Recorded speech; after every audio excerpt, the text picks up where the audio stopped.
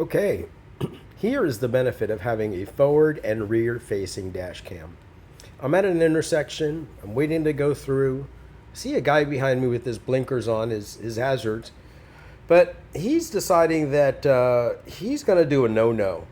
He's going to come around a passing lane. Actually, that was a turning lane. He's going to come around a turning lane and pass people on the right. But he did not realize that, guess what? The police was right behind him. I guess he's going to find out you're not supposed to do that. So here's the cool thing about having a rear facing camera. As you can see, he got pulled over right there.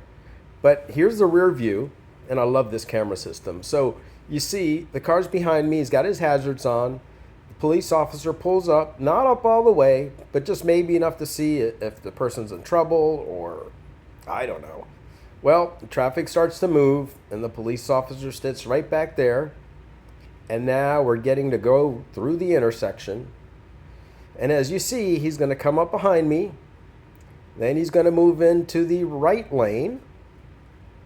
And now he's going to go into the turning lane to pass that vehicle that was in the right lane. And guess what? That is a no-no. I don't care where you are.